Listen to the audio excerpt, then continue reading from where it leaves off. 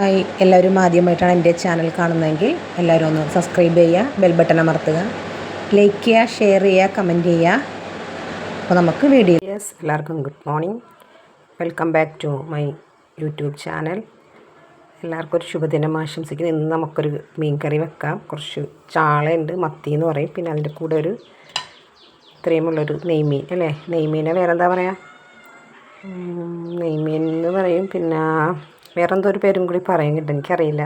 പക്ഷെ ഞങ്ങളിവിടെ മെയിനായിട്ട് പറയുന്നത് നെയ്മീൻ എന്നാണ്. അപ്പോൾ നമുക്ക് നെയ്മീനും ഉണ്ട്, കുറേ ചാളയുമുണ്ട്, വലിയ ചാളയും കുഞ്ഞിച്ചാളയും എല്ലാം കൂടി ഉള്ളതാണ്. അപ്പോൾ നമുക്കിതൊന്ന് ആദ്യമേ ക്ലീൻ ചെയ്തിട്ട് വരാം. ഗൈസ്, നമ്മൾ ചാളയെല്ലാം വെട്ടി മീനെല്ലാം നല്ല വൃത്തിയാക്കി എടുത്തിട്ടുണ്ട്. 2 മീനിൻ്റെ നല്ല വൃത്തിയാക്കി എടുത്തിട്ടുണ്ട്. ഇനി നമുക്ക് പാചകത്തിലേക്ക് പോകാം. പൊടിയസ്, ഞാൻ മീനെല്ലാം വെട്ടി വൃത്തിയാക്കി എടുത്തിട്ടുണ്ട്. അപ്പോൾ നമുക്ക് അത് എളുപ്പമായിട്ടും ഈസിയായിട്ടും വെക്കാൻ പറ്റിയൊരു കറിയാണ്. കൊച്ചിക്കാരുടെ മെയിനാണ്. അപ്പം അതിലേക്ക് ആവശ്യമുള്ള ഇൻഗ്രീഡിയൻറ്റ് ഉള്ളി 1 കപ്പ് എടുത്തിട്ടുണ്ട്. അത് മീനിൻ്റെ ക്വാണ്ടിറ്റി പോലെ ഇരിക്കും. അപ്പോൾ നമുക്ക് മീൻ എത്രയുണ്ട് അതിനനുസരിച്ചിട്ടുള്ള ഉള്ളി എടുക്കാം. അതുപോലെ വറ്റൽമുളക്, ഉണക്കമുളക് ഞാൻ എടുത്തിട്ടുണ്ട്. ഇത് നമ്മുടെ മീനിൻ്റെ അനുസരിച്ചാണ് കേട്ടോ. ചിലപ്പോൾ ഞാൻ പറയും 20 എണ്ണം എന്ന് പറഞ്ഞു കഴിഞ്ഞാൽ നിങ്ങളെടുക്കുന്ന മീനിൻ്റെ ചിലപ്പോൾ ക്വാണ്ടിറ്റി കുറവായിരിക്കും, അല്ലെങ്കിൽ കൂടുതലായിരിക്കും. എരിവ് കൂടാനും കുറയാനും സാധ്യതയുണ്ട്. ഇപ്പോൾ ഈ പഴയ ആളുകൾ പറയുന്ന മാതിരി നമുക്കൊരു കണ്ണിൻ്റെ ഒരു കണക്കും അല്ലെങ്കിൽ കൈ കണക്കുമാണ് എന്നെ സംബന്ധിച്ച്. എനിക്കപ്പം അങ്ങനെ പറയാൻ പറ്റൂ. പിന്നെ അത് കഴിഞ്ഞിട്ട് നമുക്ക് വേണ്ടത് ഉലുവ 1 സ്പൂൺ എടുത്ത്, 2 സ്പൂൺ വെളിച്ചെണ്ണ, കുടംപുളി ഞാൻ കഴുകി വെള്ളത്തിലിട്ട് വെച്ചിരിക്കുകയാണ്, കറിവേപ്പില, തക്കാളി, വളരെ കുറച്ച് ഇൻഗ്രീഡിയൻ്റേ ഉള്ളൂ. അപ്പോൾ നമുക്ക് എങ്ങനെയാണെന്ന് പാചകത്തിലേക്ക് പോകാം. നമുക്ക് ആദ്യമേ മീനിനുള്ള കറിക്കുള്ള മുളക് ചതച്ചിട്ട് വരാം, അതായത് കുത്തിയിട്ട് വരാമെന്ന് പറയില്ല. ഇപ്പം ഇടിക്കല്ല് അമ്മിക്കല്ലൊക്കെ ഉള്ളവർക്ക് അങ്ങനെ എടുക്കാം.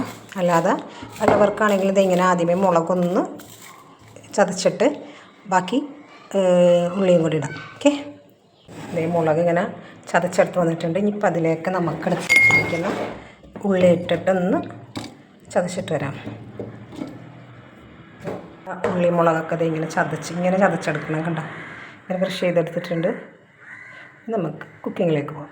സ്റ്റവ് ഓണാക്കിയിട്ടുണ്ട്. അതിലേക്ക് നമുക്കൊരു കറിച്ചട്ടി വെക്കാം. കറിച്ചട്ടി ഒന്ന് ചൂടാട്ടെ. ചട്ടി ചൂടായി വന്നിട്ടുണ്ട്. നമ്മളെടുത്ത് വെച്ചിരിക്കുന്ന എണ്ണ ഒഴിച്ചു അതിലേക്ക് നമ്മളെടുത്ത് വെച്ചിരിക്കുന്ന ഉലുവ ഇട്ടു. ഉലുവ ഒന്ന് പൊട്ടട്ടെ. അപ്പോൾ ഉലുവ പൊട്ടിത്തുടങ്ങി. അതിലേക്ക് നമുക്ക് കറിവേപ്പില ഇടാം.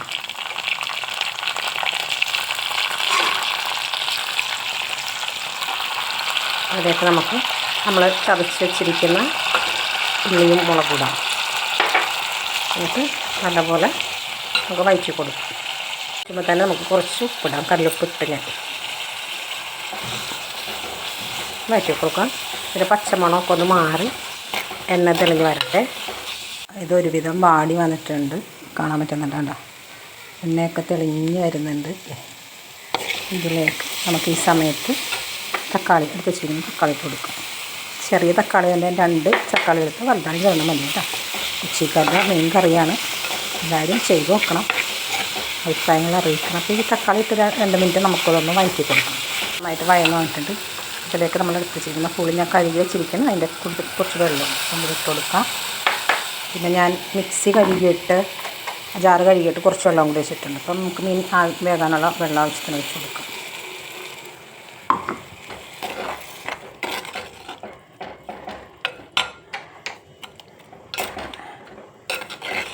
ഒന്ന് ചൂടാകട്ടെ. വരുന്നുണ്ട്. അപ്പം അതിലേക്ക് നമുക്ക് കഴുകി വൃത്തിയാക്കി വെച്ചിരിക്കുന്ന കൊച്ചു മത്തി, അതായത് കൊച്ചു ചാള നമുക്ക് ഇട്ട് കൊടുക്കാം.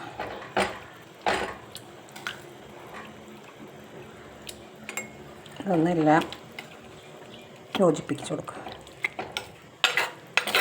ഒരു കാര്യം ഞാൻ ഇതിനകത്ത് ഇടാൻ മറന്നു, കുറച്ച് മഞ്ഞൾപ്പൊടി ഇടണേ, അത് ഞാൻ മറന്നു കേട്ടോ. കാരണം മീൻ കറിക്കായാലും എന്തൊരു കറിക്കാണെങ്കിലും നാടൻ കറികൾക്കൊക്കെ മഞ്ഞൾപ്പൊടി ആവശ്യമുണ്ടാവുമല്ലോ, അത് ഞാൻ മറന്നുപോയതാണ് കേട്ടോ. എല്ലാവരും ക്ഷമിക്കുക. അപ്പോൾ എല്ലാവരും ഈ ഉള്ളിയും മുളകൊക്കെ വഴറ്റുന്ന സമയത്ത് തന്നെ മഞ്ഞൾപ്പൊടിയും കൂടി ഇടുക. ഇനി ഇതിപ്പോൾ വെന്ത് എണ്ണയൊക്കെ തെളിഞ്ഞ് മീനിൽ അരപ്പൊക്കെ പിടിച്ച് വരട്ടെ. ഇത് നമുക്ക് എന്തിൻ്റെ കൂടെ വേണമെങ്കിലും കഴിക്കാം കേട്ടോ, ചോറിൻ്റെ കൂടെയോ കപ്പേൻ്റെ കൂടെയോ കഴിക്കാം. അപ്പോൾ ഇത് വെന്ത് ഒന്ന് സെറ്റായി വരട്ടെ. അവസ്ഥ എന്താണെന്ന് തുറന്ന് നോക്കാം. കറി നല്ല തിളച്ച് വരുന്നുണ്ട്. ഈ സമയം നമ്മളൊന്ന് നോക്കണം, ഉപ്പ് കറക്റ്റാണോ, അതിൻ്റെ പുളി ഉപ്പ് എരിവൊക്കെ കറക്റ്റാണോ എന്ന് നോക്കണം. അപ്പോൾ കുറച്ച് നേരം കൂടി അടച്ച് വെച്ച് വയ്ക്കും. നമ്മുടെ ചാള ഉള്ളിമുളക് എങ്ങനെയുണ്ടെന്ന് നോക്കാം. ഉണ്ടോ, നല്ല അടിപൊളിയായി വെന്തിട്ടുണ്ട്. എണ്ണയെല്ലാം തെളിഞ്ഞ് നമുക്കിത് ചോറിൻ്റെ കൂടെയോ കപ്പേൻ്റെ കൂടെ എങ്ങനെ വേണമെങ്കിലും കഴിക്കാം. നിങ്ങളെല്ലാവരും ഉണ്ടാക്കി നോക്കാം. ഇത് ഇത്രയും മതി. ഇത്രയും മതി. എണ്ണയൊക്കെ തെളിഞ്ഞല്ലോ വെന്തിട്ടുണ്ട്. കാരണം ഭയങ്കര കട്ടിയുള്ള മീനൊന്നുമല്ലല്ലോ, കുഞ്ഞു മീനല്ലേ. അതെല്ലാം പാകത്തിനായിട്ടുണ്ട്. ഇത് നമുക്ക് ഓഫ് ചെയ്യാം. ഇത് നമുക്ക് മീനിൻ്റെ കൂടെയോ കപ്പയുടെ കൂടെയോ ചോറിൻ്റെ കൂടെ എല്ലാം കഴിക്കാം. എല്ലാവരും ഒന്ന് ട്രൈ ചെയ്ത് നോക്കും. ഫീഡ്ബാക്ക് അറിയിക്കും. Okay dears, have a nice day. Thank U.